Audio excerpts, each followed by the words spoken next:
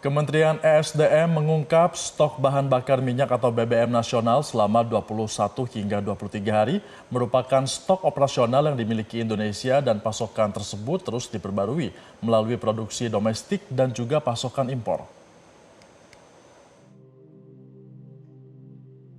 Kementerian ESDM menjelaskan pengertian cadangan sebanyak 23 hari bukan berarti sisa stok BBM nasional hanya tersisa 23 hari dan bakal habis setelah digunakan dalam masa waktu tersebut.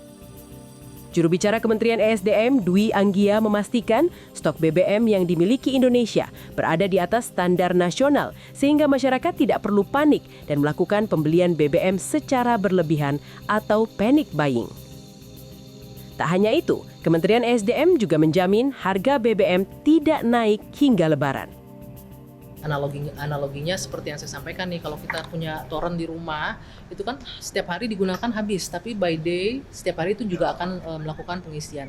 Sumbernya itu bisa dari produksi kita dalam negeri dan juga yang tadi dari beberapa negara alternatif lainnya di luar wilayah Timur Tengah yang saat ini masih berkonflik. Jadi gambarannya seperti itu, jangan beranggapan bahwa 21 hari kemudian dari tanggal 9 terus tanggal 30 Maret habis, nggak begitu perhitungannya, karena 21 hari ini standar minimum dan setiap harinya terus bertambah baik itu dari produksi dalam negeri ataupun dari crude yang kita beli dari luar. Sementara itu, Menteri Keuangan Purbaya Yudi Sadewa membuka opsi mengubah postur APBN 2026 imbas lonjakan harga minyak dunia di tengah agresi militer Amerika Serikat Zionis Israel terhadap Iran.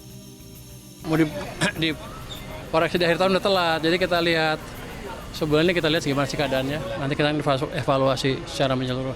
Tapi yang jelas kita akan pastikan momentum pertumbuhan ekonomi tidak terganggu. Dan sekarang kan ekonomi masih ekspansi kan.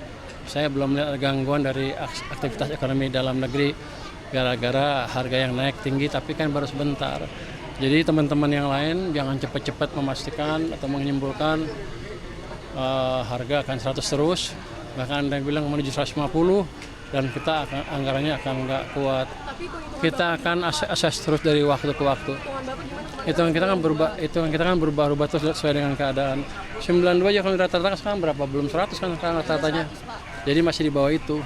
Jadi masih tenang-tenang dulu. Yang jelas kita monitor dari waktu ke waktu dan saya nggak akan terlambat mengambil keputusan kalau diperlukan. Opsi perubahan postur APBN akan dilakukan setelah melihat perkembangan harga minyak dalam kurun waktu 1 bulan ke depan. Purbaya juga memastikan perubahan itu tak mengganggu momentum pertumbuhan ekonomi. Tim Liputan, Metro TV. Jelajahi cara baru mendapatkan informasi. Download Metro TV Extend sekarang.